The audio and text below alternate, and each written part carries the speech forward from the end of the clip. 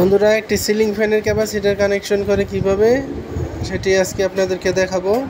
সম্পূর্ণ ভিডিও দেখলে আপনারা নিজেও করে নিতে পারবেন সিলিং ফ্যানের ক্যাপাসিটার কানেকশন।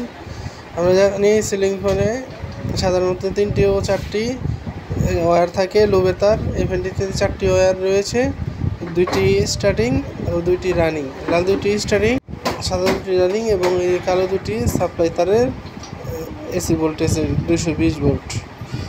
এখন আমরা একটি কমন কানেকশন করে নেব। কমন কানেকশন করতে হলে একটি স্টার্টিংয়ের তার, একটি রানিংয়ের তার একসাথে সংযোগ করে কমন করে নেব। তারপর বন্ধুরা ক্যাপাসিটার কানেকশন করব।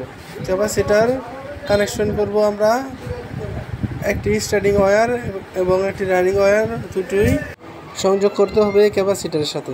তার আগে সাপ্লাই তারের আমরা নিউট্রাল ভোল্টেজটা কমনের সাথে কানেকশন করে নিচ্ছি। বন্ধুরা, যারা আমার চ্যানেলটি সাবস্ক্রাইব করেননি, চ্যানেলটি সাবস্ক্রাইব করে রাখবেন। আর যারা চ্যানেলটি অলরেডি সাবস্ক্রাইব করে রেখেছেন তাদেরকে অসংখ্য ধন্যবাদ। এখন আমরা সাপ্লাই তার একটি রানিংয়ের সাথে সংযোগ করে ক্যাপাসিটারে কানেকশন করব।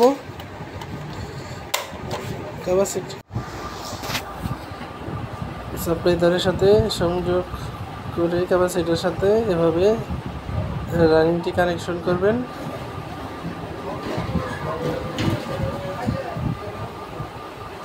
তারপর বাকি স্টার্টিং ওয়্যারটি ক্যাপাসিটারের সাথে, শুধু স্টার্টিং ওয়্যারটি ক্যাপাসিটারের সাথে কানেকশন করে নেবেন।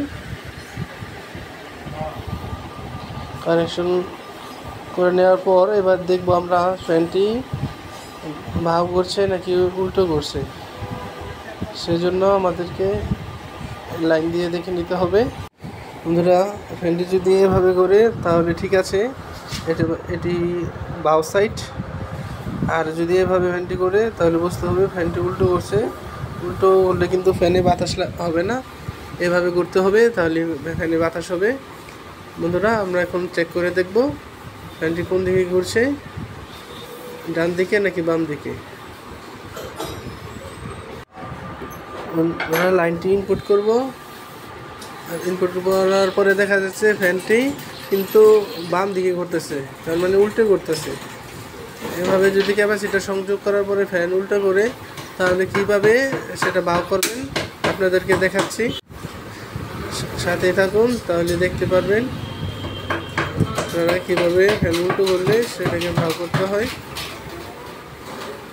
ফ্যানটি যদি বন্ধুরা উল্টো করে তাহলে এই স্টার্টিংয়ের তারটি একটি আছে ক্যাপাসিটারে, একটি আছে কমনের সাথে, এটা চেঞ্জ করে দিতে হবে। যে তারটি ক্যাপাসিটারের সাথে সংযোগ আছে সেটি খুলে কমনের সাথে দিতে হবে এবং কমনের সাথে যেটাই ছিল সেই তারটি খুলে ক্যাপাসিটারের সাথে সংযোগ করতে হবে। তাহলেই আপনার ফ্যানের রোটেশন কিন্তু ঘুরে ঠিক হয়ে যাবে, বাউ হয়ে যাবে। বন্ধুরা, আমরা এই যে চেঞ্জ করে নিচ্ছি ওয়্যারটি।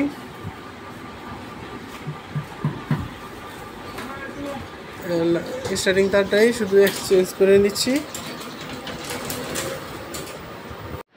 আমরা এখানে টিউব ব্যবহার করতেছি। টিউব ব্যবহার করলে আপনার ক্যাপাসিটারের সাথে যে সংযোগটি আছে সেটি ভালোভাবে সেফটি রাখা যায়। বডির সাথে আপনার কারেন্ট হয় না। অনেক সময় কস্টিউম ইউজ করলে গরমে কস্টিউম খুলে যায় এবং বডির সাথে স্পার্কিং করে কারেন্টে। আর আমরা যদি টিউব ব্যবহার করি সেক্ষেত্রে বডির সাথে কারেন্ট স্পার্কিং করবে না, নিরাপদে থাকবে আমাদের ফ্যানের সংযোগটি। ঠিক এভাবেই আপনারা টিউব দিয়ে ক্যাপাসিটারের সাথে কানেকশন করে নেবেন।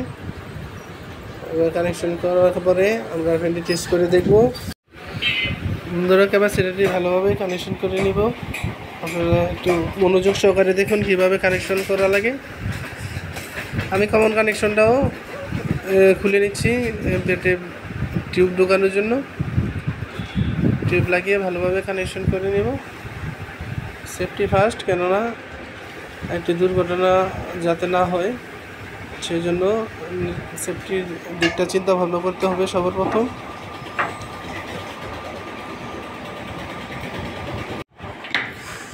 এবার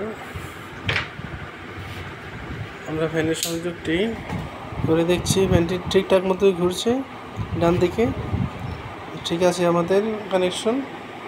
এভাবেই আপনারা কানেকশন করে নেবেন আপনাদের ক্যাপাসিটার সিলিং ফ্যানের সাথে। ধন্যবাদ সবাইকে ভিডিওটি দেখার জন্য।